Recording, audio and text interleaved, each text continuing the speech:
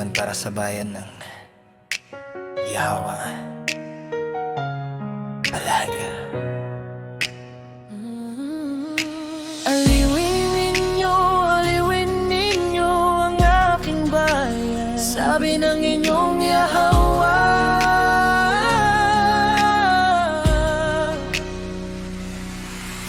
Huminahon kayo sa pakikipag-usap sa Jerusalem, at sabihin ninyo sa kanya na tapos na ang kanyang pagdurusa, na napatawad na ang kanyang kasalanan, sapagkat dalawang ibayo ang kanyang tinanggap na parusa sa lahat ng kanyang mga pagkakasala. May tinig na sumisigaw, ihanda ninyo sa ilang ang daranan para sa Yahawa.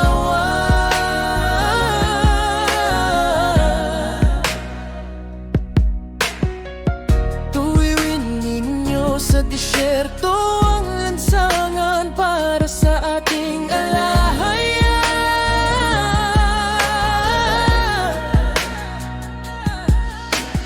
Ang alambak ay tatambakan, ang mga mundok at burol ay pauurin, ang mga bako-bako ay gagawin patagat, ang mga mababato ay magiging kapatagan, at ang kaluwalhatian ng Yahawa ay mahahayagat, at makikita ito ng lahat ng tao, sapagkat ito ang sinabi ng Yahawa.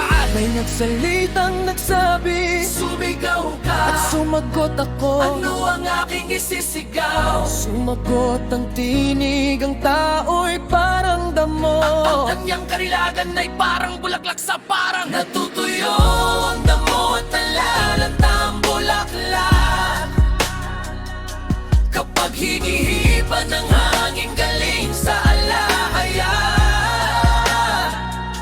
Ganyan nga ang tao, parang damo, natutuyo ang damo at nalalanta ang bulaklak.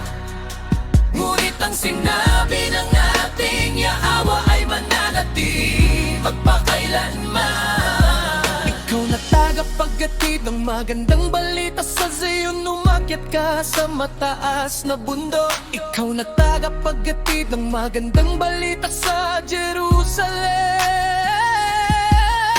Terakas mo ang iyong higi, umaligaw ang kawak ka matakot. Sabihin mo sa mga bayan ng Juda, narito na ang inyong Yahawa alahaya. Narito, dumarating ang Yahawa alahaya na makapangyarihan. Alagalan niya ang kanyang kapangyarihan at ang kanyang tagumpay ay kasunod niya. Parang pastol, inaalagaan niya ang kanyang kawan. Kanya kinalalagay sa kanyang bisig ang mga kordero, at iniakay niya ng marahan ng mga babaeng tupa na may mga anak. Sino ang nakasukat sa tubig ng dagat sa kanyang kamay, o sumukat sa langit gamit ang kanyang talampakan? Sino ang nakapagtimbang ng alabok ng lupa, o ng mga bundok at ng mga burol sa timbangan? Sino ang nakakaunawa sa isipan ng alahaya, o sino ang maaaring maging tagapayo niya? Kanino siya humihingi ng payo upang siya'y turuan? Sino ang nagturo sa kanya ng matuwid na landas? Sino ang nagbigay sa kanya ng karunungan, o ang nagturo sa kanya sa daan ng pangunawa? Ang mga bansa sa kanyang paningin ay parang tatak ng ulan sa isang timba, at parang alikabok sa timbangan. Ang mga pulo ay parang pinong alikabok lamang sa kanyang paningin.